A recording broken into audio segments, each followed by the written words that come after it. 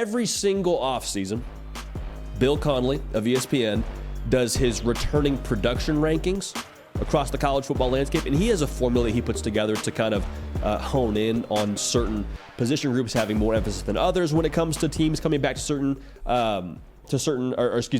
players coming back to their respective schools. But he released his returning production rankings for 2024, and I think it's kind of fascinating when you look at some of these teams and where they rank. To provide some context now, last year Florida State was number 1. They obviously went undefeated. Michigan was top 5 last year. They won the whole darn thing. I want to put a disclaimer on this, though. Returning production does not equate to good production.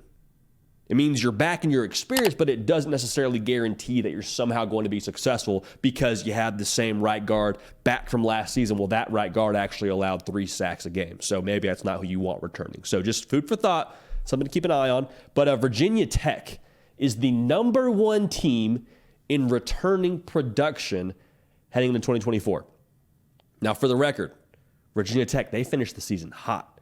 5-2 with a Military Bowl victory over Tulane. The ACC, to me, feels very much so wide open.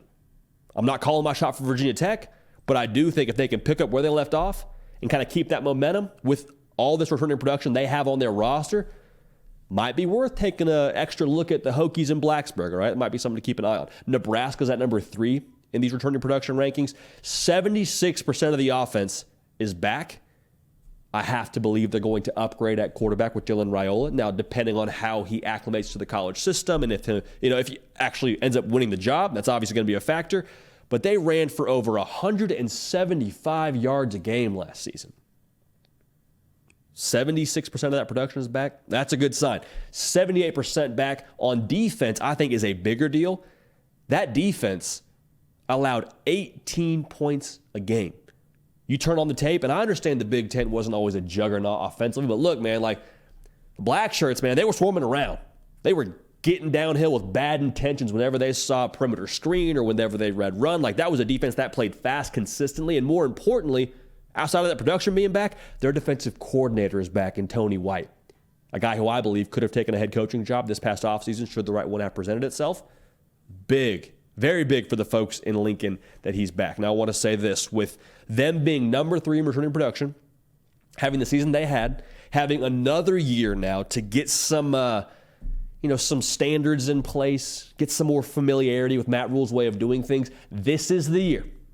This is the year for Nebraska. This is the year they go bowling, all right? I know you've been hurt many times through different expectations in the past. You thought last year was the year. You thought the year before that was the year because I told you so. I'm telling you right now, it's all in place. It's all in place. First year, you're kind of getting your way of doing things down. The second year for Matt Rule, you learn how to win. Nebraska, I believe, will learn how to win in 2024. I'm not saying they win the Big Ten. I'm not saying they play for a New Year's Six Bowl, but I am telling you right here, 6-6, I believe, is attainable and will be attained in 2024. Our first prediction of 2024 is out there now, so let's rock with it. Number 4, you got Oklahoma State. 77% of their total production is back. This is a squad now that played for a Big 12 title last year. And let's just call a spade, man. The Big 12, still going to be a good conference. You lose the most talented rosters in that conference in Oklahoma and Texas gone to the SEC. Texas obviously winning the conference a season ago. I think Oklahoma State will very much so be a player in that conference yet again this year. Having that much experience back from a team that played as well as they did last year. Ollie Gordon carrying the mail for you like FedEx, I think that's a good deal. It's a very, very good deal. Speaking of the SEC, Texas A&M, they check in at number 18 on this returning production list. 72% rather, of the total production is back. 77% on offense. That's a big deal. Say what you want about what the offense didn't accomplish last year. They still averaged 33 points a game. Now, I know the team went 7-5. It's not what you strive for. But I think having this much production back total, I think it just further emphasizes the point that this is not going to be a reset year for Mike Elko and company.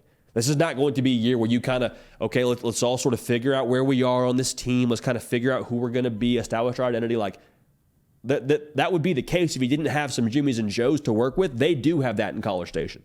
They do have some guys that you can win with right now. So with that being the case, expectations, they are not dialing back at all, and they shouldn't.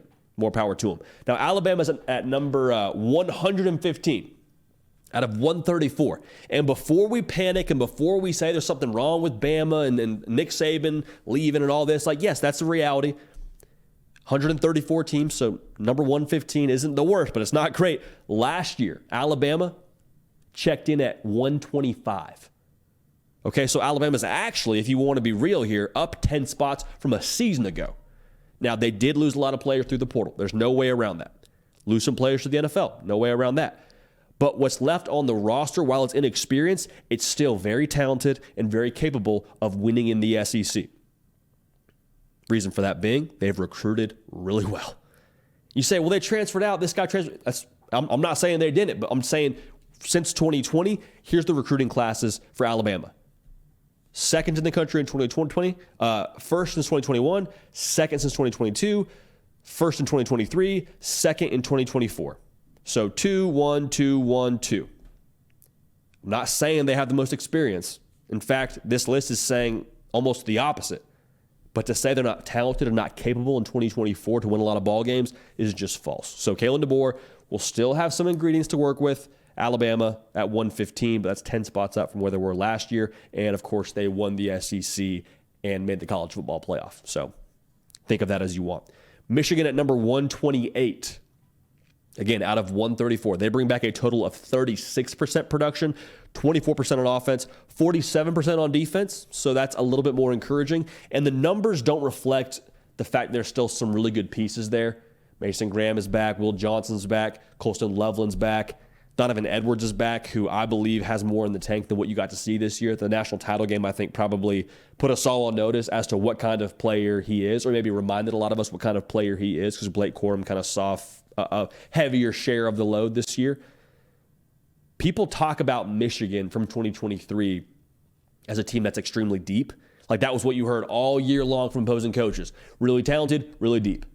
Well, a lot of those guys that provide that depth on the roster from last year, they might have played a smaller role in 2023 in that national title run. They're going to take over as a starting role in 2024. So while you have guys that aren't as experienced and you lose J.J. McCarthy, that's massive. You lose Blake Corum. Obviously, you lose Jim Harbaugh. But like the thing with Michigan, the thing that I think is exciting about them in 2024, what they did last year formulaically from a gameplay standpoint, I think that's pretty repeatable. I'm not calling my shot for them to win the national title, but I think what they're built in was depth, which will now take center stage, and that depth is developed. Okay, so they're a developmental program. That's who they are, and a lot of those guys will have had now a full offseason heading into the fall to develop even further, find their new role. Michigan at number 128. It's kind of alarming when you see that, but I don't think Michigan's taking this massive step back and going to fall off the face of the earth and miss a bowl game. I don't think that's the case. So a lot to unpack there. Again, there's 134 teams in FBS. 134. That's just a few of them. A couple of teams that jumped out to us looking at those returning production rankings. That means we're that much closer to actual ball being played with this list coming out. Hey y'all, thanks so much for watching. Subscribe to the channel here to make sure you don't miss an episode of The Hard Count. Also be sure to check out other videos on the On3 YouTube channel.